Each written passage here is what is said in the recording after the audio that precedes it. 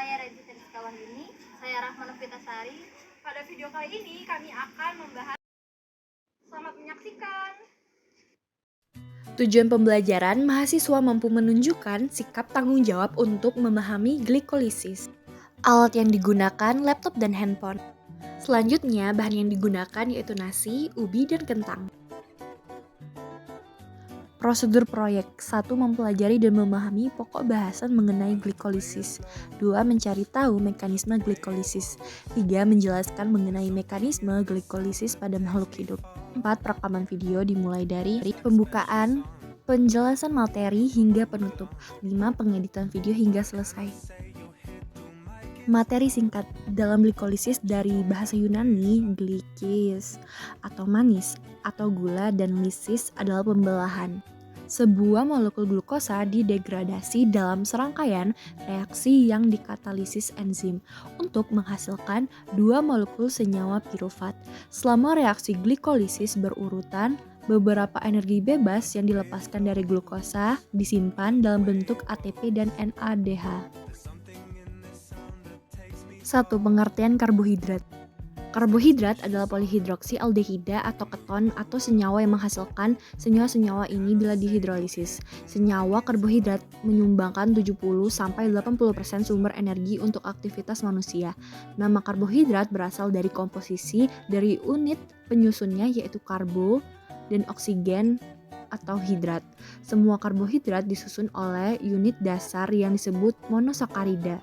Berdasarkan jumlah unit gula dalam rantai, karbohidrat digolongkan menjadi 4 golongan utama, yaitu monosakarida, disakarida, oligosakarida, dan polisakarida. 2. Bahan pangan yang mengandung karbohidrat dan kandungannya. Dapat kita lihat contohnya ada nasi. Nah, untuk nasi itu tergolong serealia, sedangkan untuk ubi dan kentang tergolong umbi-umbian, yang dimana mengandung pati amilosa dan amilopektin untuk ketiga contoh tadi. Pengertian glikolisis dan proses glikolisis. Dalam glikolisis dari bahasa Yunani, glikis atau manis atau gula dan lisis adalah pembelahan.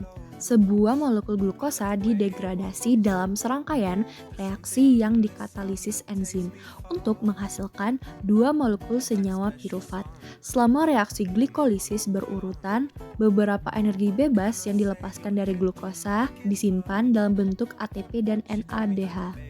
Proses glikolisis. Langkah 1, glukosa difosforilasi pada gugus hidroksil pada C-6 menjadi D-glukosa 6-fosfat, memerlukan 1 ATP dan dikatalis enzim heksokinase.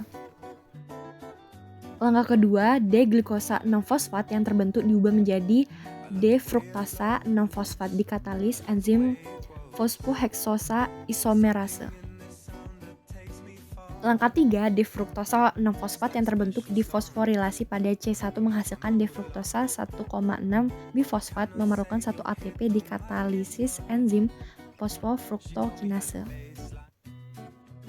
Langkah keempat, D-fruktosa 1,6 bifosfat dipecah menghasilkan 2 molekul 3 karbon dihidroksi aseton fosfat dan gliserialdehida 3 fosfat yang dikatalisis enzim aldolase. Langkah kelima, dihidroksi aseton fosfat diisomerasi menjadi molekul kedua gliseraldehida 3 fosfat dikatalisis enzim triosa fosfat isomerase. Langkah keenam, 2 molekul gliseraldehida 3 fosfat dioksidasi dan difosforilasi oleh fosfat anorganik dan membentuk 2 molekul 1,3 bifosfat gliserat dan menghasilkan 2 NADH dikatalisis oleh gliseraldehida 3 fosfat dehidrogenase. Langkah ketujuh, 2 molekul 1,3 bifosfat gliserat diubah menjadi 2 molekul 3 fosfogliserat yang menghasilkan 2 ATP dikatalisis enzim fosfogliserat kinase. Langkah ke-8, 2 molekul 3 fosfogliserat diubah menjadi 2 molekul 2 fosfogliserat dikatalisis enzim fosfogliserat mutase. Langkah 9, 2 molekul 2 fosfogliserat diubah menjadi 2 molekul fosfoenol pirufat dikatalisis oleh enzim enolase. Langkah ke-10, 2 molekul fosfoenol Pirufat diubah menjadi 2 molekul pirufat dan menghasilkan 2 ATP yang dikatalisis oleh enzim pirufat kinase. 4. Energi yang dihasilkan dari proses glikolisis. Dalam hal energi, hasil glikolisis adalah produksi 2 ATP dan 2 NADH per molekul glukosa. Kondisi aerobik, sebagian besar sel dalam tubuh mengubah pirufat menjadi asetil CoA sebagai substrat untuk siklus asam sitrat. Jalur amfibolik yang sepenuhnya mengoksidasi 2 karbon asetil untuk membentuk CO2 dan molekul tereduksi NADH dan FADH2. Jalur amfibolik yang berfungsi dalam proses anabolik dan katabolik. Sistem transport elektron, serangkaian reaksi oksidasi reduksi mentransfer elektron dari NADH dan FADH2 ke O2 membentuk air. Kesimpulan, 1. Dalam glikolisis dari bahasa Yunani, glikis, manis atau gula, dan glisis, pembelahan. Sebuah molekul glukosa didegradasi dalam serangkaian reaksi yang dikatalisis enzim untuk menghasilkan 2 molekul senyawa pirufat. 2. Karbohidrat adalah polihidroksialdehida atau keton atau senyawa yang menghasilkan senyawa-senyawa bila dihidrolisis. 3. Proses glikolisis terjadi pada 2 fase, yaitu fase persiapan glikolisis dan fase penghasil energi.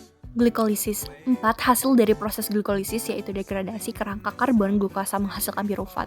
Fosforilasi ADP menjadi ATP oleh senyawa fosfat berenergi tinggi yang terbentuk selama glikolisis serta transfer ion hibrida ke NAD+ dan membentuk NADH. Setelah itu tadi video dari kami, semoga bermanfaat.